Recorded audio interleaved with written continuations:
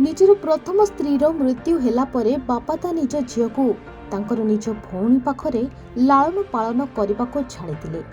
ଏମିତିକି ବାପା ମାଙ୍କ ଠାରୁ ଅଧିକ ସ୍ନେହ ଦେବାରେ ମଧ୍ୟ ହେଳା କରିନଥିଲେ ଭଉଣୀ। ଭଉଣୀ ବାହା ହୋଇ ଯାଇଥିଲେ ସୁଦ୍ଧା ତାଙ୍କ ସ୍ୱାମୀ ମଧ୍ୟ ଆପତ୍ତି କରିନଥିଲେ। 3-4 ବର୍ଷ ତା ପାଖେ ରହିଛି ଛୋଟବେଳୁ।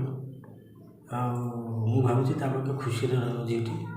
ଆଉ ସେଥିଲାଗି ବାପ ହିସାବରେ ତାକୁ କହୁଛି ପାହାଡ଼ ଝିଅଟାକୁ।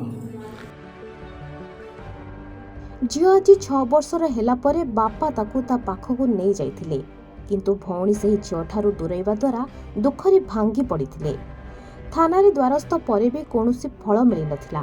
ଏହା IHRC ନଜରରେ ଆସିବା ପରେ ଝିଅକୁ ପଚରା ହୋଇଥିଲା ଯେ ସେ କାହା ପାଖରେ ରହିବାକୁ ଚାହୁଁଛି।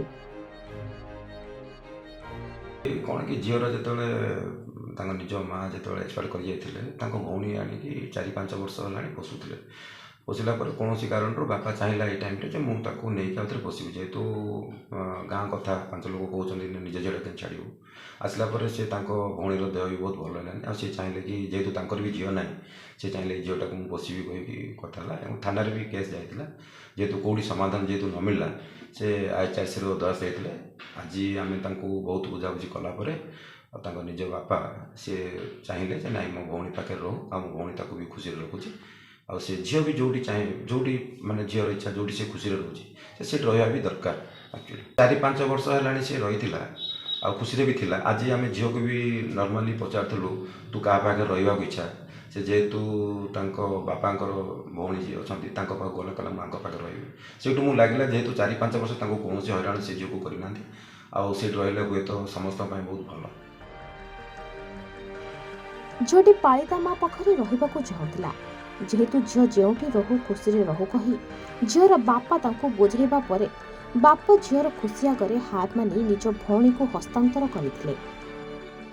ମୁଁ ଛୋଟବେଳୁ ନେଇଛି, ଛୋଟବେଳୁ ନେଇକି 7 ବର୍ଷ ହେଲା ପାଳିଲାଣି। ମା ନଥିବାରୁ ନେଇକି ରଖିଲି, ଖୁସି ହେଲି ଆଉ ପାଳିକି ରଖିଲି ଆଉ। ମା ନଥିବାରୁ ପିଲାଟାକୁ କିଏ ପାଳିବ? ଆଉ ବାପା ଯେଉଁଠି ପଛରେ ବିବାହ ହେଲା ସିଏ କ'ଣ ପାଳିବ କି? ସେଥିପାଇଁ ମୁଁ ନେଲି। ସିଏ ରହିବାକୁ ଚାହୁଁଛି ମୋ ପାଖରେ, ସିଏ ଛାଡ଼ିକି ଯାଇପାରିବନି। ଝିଅକୁ ପୁଣି ଥରେ ପାଇ ତାଙ୍କ ମୁହଁରେ ଆଜି ହସ ଫୁଟିଥିବାରୁ IHRCକୁ ଭାଇ ଭଉଣୀ କୃତଜ୍ଞତା ଜଣାଇଛନ୍ତି। ଭୁବନେଶ୍ୱରରୁ ସ୍ନିଗ୍ଧା ସୁମନ୍ତ ଦାସଙ୍କ ରିପୋର୍ଟ, ଓଡ଼ିଶା କ୍ରାଇମ୍।